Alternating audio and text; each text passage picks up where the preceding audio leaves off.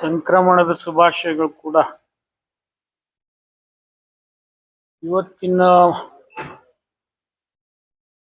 ಪತ್ರಿಕಾ ಪರಿಷತ್ ಕರೀತಕ್ಕಂಥ ಉದ್ದೇಶ ಇಷ್ಟೇ. ನಾಳೆ ಸನ್ಮಾನ್ಯ ಮುಖ್ಯಮಂತ್ರಿಗಳು ಬಿಜಾಪುರ ಜಿಲ್ಲೆಗೆ ಬರ್ತಾ ಇದ್ದಾರೆ. ಅವ್ರನ್ನ ಹೃತ್ಪೂರ್ವಕವಾಗಿ ಸ್ವಾಗತ ಮಾಡೋದ್ರ ಜೊತೆಗೆ ಅವರು ಒಂದು ಅವಿಸ್ಮರಣೀಯ ಕೊಡುಗೆಯನ್ನ ಬಿಜಾಪುರ ಜಿಲ್ಲೆ ಕೊಟ್ಟಿದ್ದಾರೆ. ಬಹುದಿನಗಳ ಎಲ್ಲ ಬಿಜಾಪುರ ಜಿಲ್ಲೆ ವಿವಿಧ ಸಂಘಟನೆಗಳ ಹೋರಾಟಕ್ಕೆ ಮನ್ನಣೆ ಕೊಟ್ಟು ಅವರ ಬೇಡಿಕೆಯನ್ನ ಈಡೇರಿಸ್ತೀನಿ ಅನ್ನತಕ್ಕಂಥ ಭರವಸೆ ಅವರು ನಿನ್ನೆ ಹಾವೇರಿ ಮೆಡಿಕಲ್ ಕಾಲೇಜ್ ಉದ್ಘಾಟನೆಯಲ್ಲಿ ಪ್ರಕಟಣೆ ಮಾಡಿದ್ದಾರೆ. ಆ ಹೋರಾಟಗಳ ಜೊತೆ ಅನೇಕ ಜನಪ್ರತಿನಿಧಿಗಳು ಕೂಡ ಒತ್ತಾಯ ಮಾಡಿದ್ವಿ. ಅವರ ಎಲ್ಲರ ವಿಚಾರಕ್ಕೂ ಮಾನ್ಯ ಮುಖ್ಯಮಂತ್ರಿಗಳು ಮನ್ನಣೆ ಮಾಡಿದ್ದಾರೆ. ಬಿಜಾಪುರ ಜಿಲ್ಲೆಗೆ ಬರೋಕ್ಕಿಂತ ಪೂರ್ವದಲ್ಲಿ ಅತಿ ದೊಡ್ಡ ಕೊಡುಗೆಯನ್ನು ಕೊಡೋದ್ರ ಜೊತೆಗೆ ನಿಮ್ಗೆ ಹೇಳ್ಬೇಕಂದ್ರೆ ಅತಿ ದೀರ್ಘಕಾಲ ಮುಖ್ಯಮಂತ್ರಿಯಾಗಿ ಬಿಜಾಪುರಿಗೆ ಮೊದಲೇ ಬಾರಿಗೆ ಬರುವಾಗ ಇಂಥ ದೊಡ್ಡ ಕೊಡುಗೆಯನ್ನು ಅವ್ರು ಕೊಟ್ಟಿದ್ದಾರೆ. ಅವರಿಗೆ ಜಿಲ್ಲೆಯ ಎಲ್ಲ ಜನಪ್ರತಿನಿಧಿಗಳ ವತಿಯಿಂದ, ವಿವಿಧ ಸಂಘಟನೆಗಳ ವತಿಯಿಂದ ಮತ್ತು ಹೋರಾಟದಲ್ಲಿ ಜಿಲ್ಲೆಯಲ್ಲಿ ಮೆಡಿಕಲ್ ಕಾಲೇಜ್ ಆಗ್ಬೇಕಂತಕ್ಕಂಥ ಹೋರಾಟದ ಹೆಸರಿನಡಿ ಅನೇಕ ಸಂಘಟನೆಗಳು ಇವತ್ತು ಬಾರ್ ಅಸೋಸಿಯೇಷನ್ ಆದಿಯಾಗಿ ಎಲ್ಲ ವೈದ್ಯರು ಕೂಡ ಇದಕ್ಕೆ ಬೆಂಬಲ ಸೂಚಿಸಿದ್ರು. ಅವರೆಲ್ಲರಿಗೆ ಕೃತಜ್ಞತೆಯನ್ನು ಸಲ್ಲಿಸ್ತೀನಿ. ಮಾನ್ಯ ಮುಖ್ಯಮಂತ್ರಿಗಳು ಈ ಮೆಡಿಕಲ್ ಕಾಲೇಜ್ ಮಾಡೋದ್ರಿಂದ ಸರ್ಕಾರಕ್ಕೆ ಹೆಚ್ಚಿನ ಭಾರ ಆಗೋದಿಲ್ಲ. ಕಾರಣ ಇಷ್ಟೇ, ಒಂದೊಂದು ಜಿಲ್ಲೆಯಲ್ಲಿ ಒಂದೊಂದು ಮೆಡಿಕಲ್ ಕಾಲೇಜ್ ಮಾಡೋದ್ರಲ್ಲಿ ಯಾರು 500 ಕೋಟಿ ಮಾಡಿದ್ದಾರೆ, ಯಾರು 700 ಕೋಟಿ ಮಾಡಿದ್ದಾರೆ, ಯಾರು 600 ಕೋಟಿ ಮಾಡಿದ್ದಾರೆ. ನಮ್ಮಲ್ಲಿ ಅತ್ಯಂತ ಕಡಿಮೆ ಖರ್ಚಿನಲ್ಲಿ ಈ ಆಸ್ಪತ್ರೆ ಈ ಕಾಲೇಜ್ ನಿರ್ಮಾಣ ಆಗ್ತದೆ. ಕಾರಣ ಇಷ್ಟೇ, ಹಿಂದೆ ಇಲ್ಲಿ ಸೂಪರ್ ಸ್ಪೆಷಾಲಿಟಿ ಆಸ್ಪತ್ರೆಯನ್ನ ಮಾಡಿದೀವಿ, ಹುದ್ದೆಗಳ ಮಂಜೂರಾತಿ ಕೂಡ ಇತ್ತೀಚೆಗೆ ತಗೊಂಡಿದ್ವಿ. MCH ನಾನಿದ್ದಾಗೆ 100 ಬೆಡ್ಡಿಂದ ಇದ್ದಿದ್ದನ್ನ 150ಕ್ಕೆ ಮೇಲ್ದರ್ಜೆಗೆ ಏರಿಸಿದ್ವಿ. ಟ್ರೋಮಾ ಸೆಂಟರ್ ಅನ್ನ ಮಾಡಿದೀವಿ. ಇಲ್ಲಿ ಬೇಕಾಗಿದ್ದು ಬಹಳ ಏನಿಲ್ಲ, 4 ಲೆಕ್ಚರ್ ಕೋಣೆಗಳು ಬೇಕು, ಒಂದು ಆಡಿಟೋರಿಯಂ ಬೇಕು, 2 ಎಕ್ಸಾಮಿನೇಷನ್ ಹಾಲ್ ಬೇಕು. ಇಷ್ಟಾದ್ರೆ ನಾವು 150 ಸೀಟ್ನಿಂದ ಪ್ರಾರಂಭ ಮಾಡಿ 200-250 ಸೀಟ್ಗಳವರೆಗೆ ಮೆಡಿಕಲ್ ಕಾಲೇಜನ್ನ ನಡೆಸಬಹುದು. ಜೊತೆಗೆ ಇಲ್ಲಿ BSc ನರ್ಸಿಂಗ್ ಮಾಡಿದ್ದೀವಿ, MSc ನರ್ಸಿಂಗ್ ಮಾಡಿದ್ದೀವಿ. ಮೊದಲೇ ಇಲ್ಲಿ DNB ಅಂತ ಹೇಳಿ ಒಂದು ಕೋರ್ಸ್ ಇರುತ್ತೆ, ಅದು ಕೂಡ ಮಾಡಿದ್ವಿ. ಈಗ ಇತ್ತೀಚೆಗೆ PG ಕೂಡ ಬರ್ತಾ ಇದೆ, ಪೋಸ್ಟ್ ಗ್ರಾಜುಯೇಷನ್ ಕೋರ್ಸ್ ಕೂಡ ಇಲ್ಲಿ ಬಿಜಾಪುರ ಜಿಲ್ಲಾ ಆಸ್ಪತ್ರೆಗೆ ಬರ್ತಾ ಇದೆ.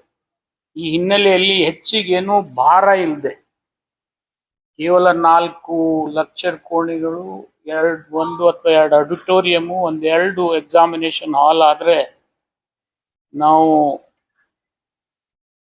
ಫೈನಲ್ MBBS ವರೆಗೆ ಇಲ್ಲಿ ಕಾಲೇಜನ್ನು ಪ್ರಾರಂಭ ಮಾಡತಕ್ಕಂಥ ಅವಕಾಶ ಇದೆ. ಇದರಿಂದ ಬಿಜಾಪುರ ರೋಗಿಗಳಿಗೆ ಇನ್ಮೇಲೆ ಸಾಂಗ್ಲಿ, ಮಿರಜು, ಸೋಲಾಪುರಕ್ಕೆ ಹೋಗ್ತಕ್ಕಂಥದ್ದು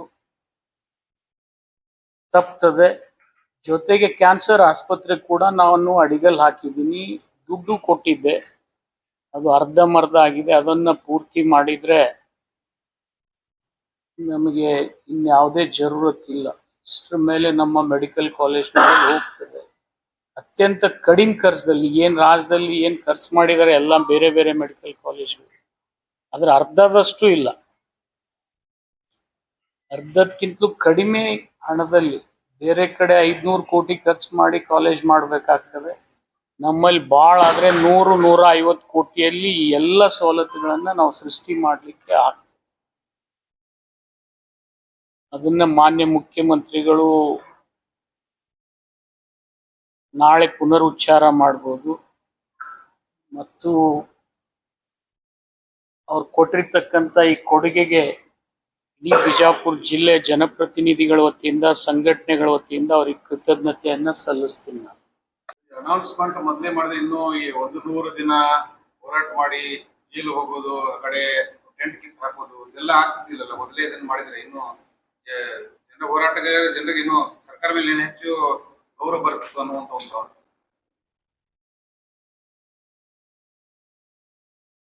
ಹೋರಾಟ ಎಲ್ಲರ ಹಕ್ಕದು, ಅದನ್ನ ಯಾರು ಕಿತ್ಕೊಳ್ಳಿಕ್ ಆಗೋದಿಲ್ಲ. ಹೋರಾಟ ಎಲ್ಲರ ಹಕ್ಕು, ಅದು ಯಾರು ಕಿತ್ಕೊಳ್ಳಿಕ್ ಆಗೋದಿಲ್ಲ. ಆದ್ರೆ ಅವ್ರ ಮನಸ್ಸಿನಲ್ಲಿ ಏನ್ ಆತಂಕಿತ್ತು ನನಗೆ ಗೊತ್ತಿಲ್ಲ, ಹೋರಾಟಗಾರ ಮನಸ್ಸಿನಲ್ಲಿ. ಆದ್ರೆ ಅವ್ರ ಮೇಲೆ ಏನಾದ್ರೂ ದುರ್ವರ್ತನೆ ಆಗಿದ್ರೆ ಅದರಲ್ಲಿ ಕ್ಷಮೆ ಇರ್ಲಿ ಅಂತ ಹೇಳಿ ನಾನು ಅವರಲ್ಲಿ ಕ್ಷಮೆಯನ್ನ ಕೋರ್ತೀನಿ ಅಷ್ಟೇ.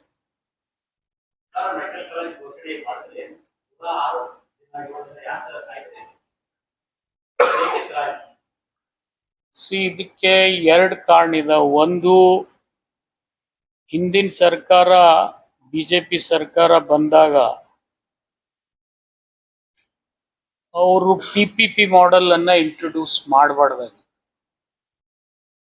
ಮತ್ತು ಸನ್ಮಾನ್ ಸಿದ್ದರಾಮಯ್ಯನವರು 14-15ರಲ್ಲಿ ಘೋಷಣೆ ಮಾಡಿದ್ರು, ಪ್ರತಿ ಜಿಲ್ಲೆಯಲ್ಲಿ ಸರ್ಕಾರಿ ಮೆಡಿಕಲ್ ಕಾಲೇಜನ್ನೇ ಮಾಡ್ತೀನಿ ಅಂತ. ಅದ್ರ ಬಜೆಟ್ ಕಾಪಿ ಕೂಡ ನನ್ನಲ್ಲಿದೆ, ನಿಮ್ಗೆ ಕೊಡ್ತೀನಿ. ಅದನ್ನ ಬದಲಾವಣೆ ಮಾಡದೇ ಇದ್ರೆ ಬಿಜೆಪಿಯವರು ಇದು ಯಾವುದು ಸಮಸ್ಯೆನೇ ಉದ್ಭವ ಆಗ್ತದೆ.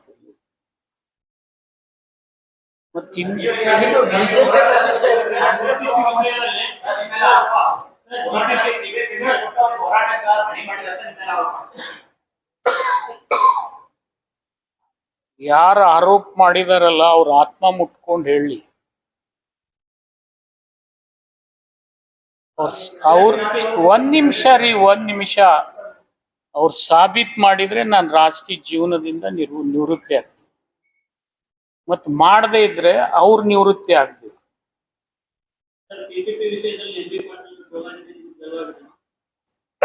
ಇದು ನಿಮ್ ಸೃಷ್ಟಿನ?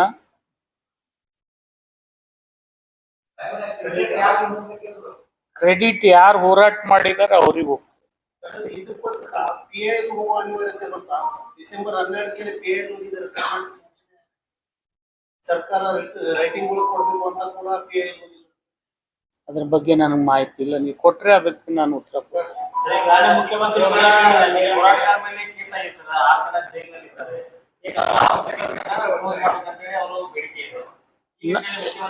ನಾನು ಹೋರಾಟಗಾರರಿಗೆ ಬೆಂಬಲ ಸೂಚಿಸಲಿಕ್ಕೆ ಹೋಗಿರೋದು ನಿಜ.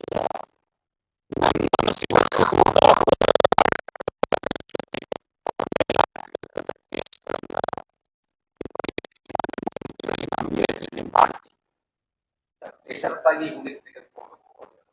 ಅದು ಯಾವುದೇ ಷರತ್ತಿರ್ಲಿ ಏನ್ ಹೇಳ್ತಾರೆ ಆ ರೀತಿನೇ ಮಾಡ್ಕೊಡ್ಸ್ತಕ್ಕಂಥ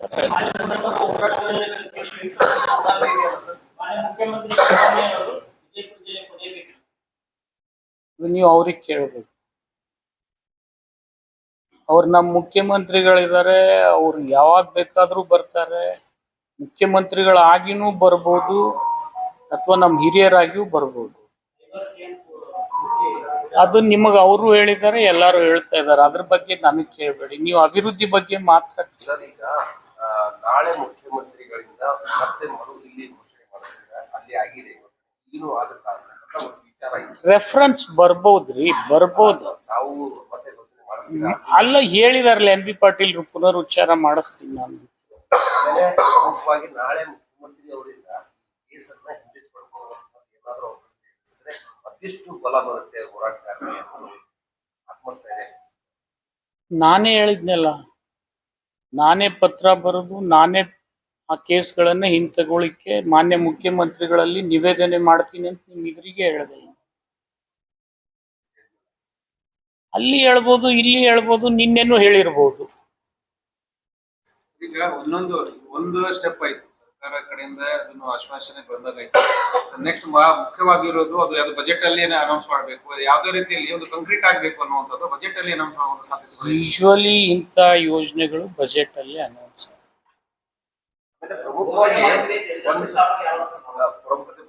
ನೋಡ್ರಿ, ಈಗ ಅದು ಅವ್ರ ವಿವೇಚನೆಗೆ ಬಿಟ್ಟಿದ್ದು. ಮುಖ್ಯಮಂತ್ರಿಗಳು ಅವ್ರ ಆರ್ಥಿಕ ಸ್ಥಿತಿಗತಿ ನೋಡ್ಕೊಂಡು ಅವ್ರು ಮಾಡ್ತೀನಿ ಅಂತ ಭರವಸೆ ಕೊಟ್ಟ ಮೇಲೆ ಅದು ಜಿಲ್ಲೆ ಜನತೆಗೆ ಒಂದು ವಿಶ್ವಾಸ.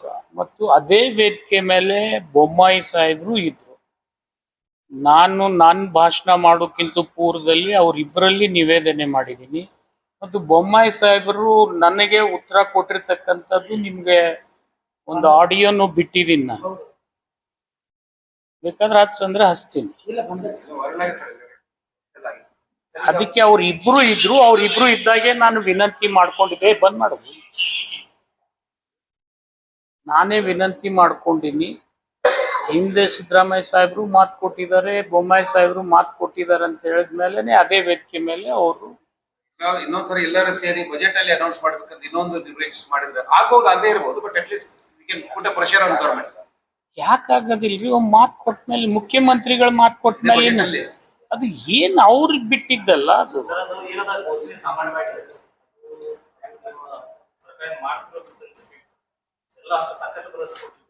22 ಮೆಡಿಕಲ್ ಕಾಲೇಜ್ ಯಾಕದು ಯಾಕದು ಹೇಳಿ? ಘೋಷಣೆ ಮಾಡಿದ್ದಕ್ಕೆ ಅದು ಅಲ್ವಾ?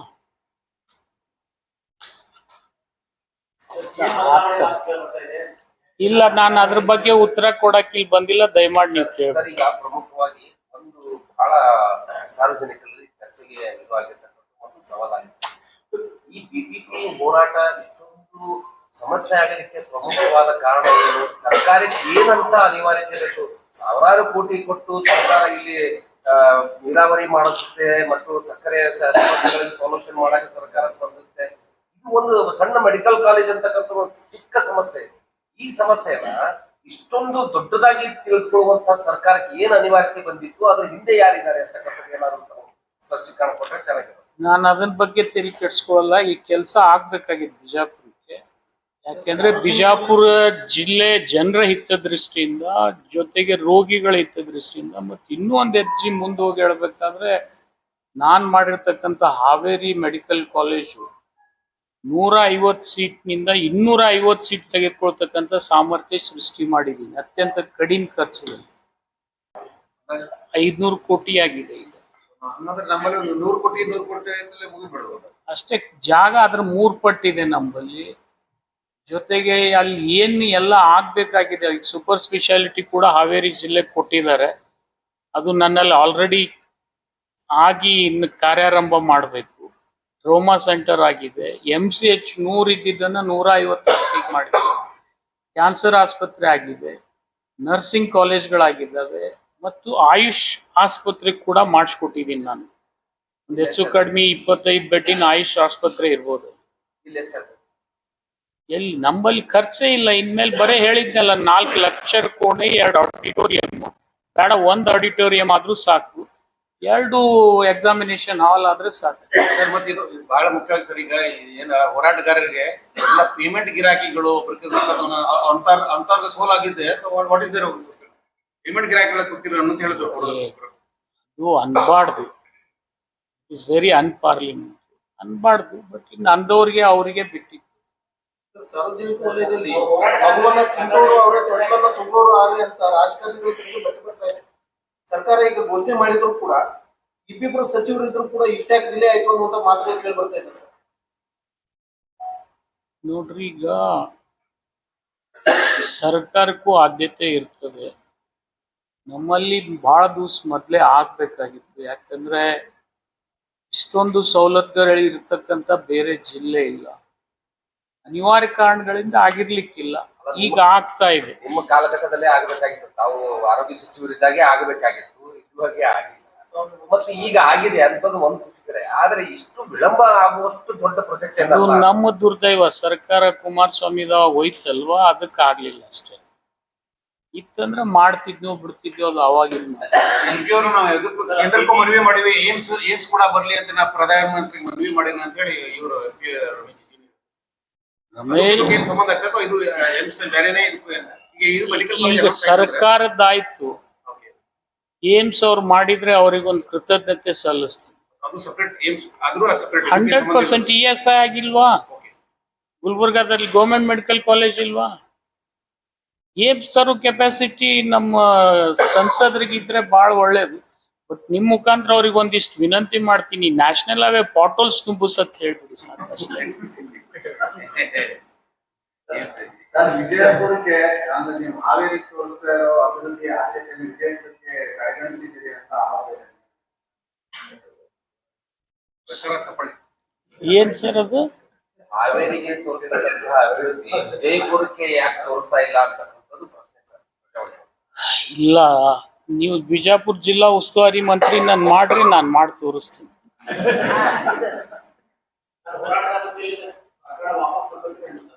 ತಕ್ಕೊಳ್ಳೇಬೇಕು, ಸರ್ಕಾರಕ್ಕೂ ವಿನಂತಿ ಮಾಡ್ತೀನಿ. ಹೋರಾಟಗಾರದ ಏನೂ ತಪ್ಪಿಲ್ಲ, ಖಂಡಿತ ಅವ್ರ ಜೊತೆ ನಾವಿರ್ತೀವಿ. ಈಗ ಒಂದು ಹೇಳಿಕೆ ಹೇಳಿದ್ರೆ ಇನ್ನೊಂದು ಸ್ವಲ್ಪ ವಿಸ್ತೃತವಾಗಿ ಯಾವ್ದು ಸರ್? ಅಲ್ಲ, ಅವ್ರು ಯಾರೋ ಕೇಳಿದ್ರು, ನಾನು ಹೇಳಿನಂತ ನೀವು ಹೇಳ್ಬೇಡಿ. ನಿಮ್ಮ ಉಸ್ತುವಾರಿ ಸಚಿವರಿದ್ದಾಗ ನಮಗೆ ಆದ್ಯತೆ ಇರ್ತದೆ. ಆದ್ಯತೆ ನನಗೆ ಇರುವುದಿಲ್ಲ. ಬಿಜಾಪುರ ಜಿಲ್ಲೆಯಲ್ಲಿ ನನ್ನ ಕ್ಷೇತ್ರಕ್ಕೆ ಸೀಮಿತವಾಗಿ ನಾನು ಕೆಲಸ ಮಾಡ್ಬೇಕಾಗ್ತದೆ. ಉಸ್ತುವಾರಿ ಸಚಿವನಾದ್ರೆ ನನಗೆ ಹಾವೇರಿಗೆ ನಾನು ಉಸ್ತುವಾರಿ ಸಚಿವನಾದ್ಮೇಲೆ ಇಂಜಿನಿಯರಿಂಗ್ ಕಾಲೇಜ್ನಲ್ಲಿ ನಡೀತಕ್ಕಂಥ ಮೆಡಿಕಲ್ ಕಾಲೇಜನ್ನು 2 ವರ್ಷದಲ್ಲಿ ಎಲ್ಲ, ಈಗ ನಂದು ಆಲ್ಮೋಸ್ಟ್ ಹಾವೇರಿ ಮೆಡಿಕಲ್ ಕಾಲೇಜ್ ಲೋಕಸಭೆ ಚುನಾವಣೆಗಿಂತಲೂ ಪೂರ್ವದಲ್ಲೇ ಮುಗಿಸಿದ್ದೆ ನಾನು. ಬೊಮ್ಮಾಯಿ ಸಾಹೇಬರು ನಮ್ದು ಕೇಂದ್ರ ಸರ್ಕಾರದ ಹಣ ಇದೆ, ಇದರಲ್ಲಿ ನಮ್ಮ ಕೇಂದ್ರದ ಮಂತ್ರಿಗಳು ಬರ್ತಾರೆ, ಅದಕ್ಕೆ ನೀವು ವೇಟ್ ಮಾಡ್ಬೇಕು ಅಂತ ಹೇಳಿದ್ಮೇಲೆ ನಾನು ಪುನಃ ಮುಂದಾಕಿದೆ.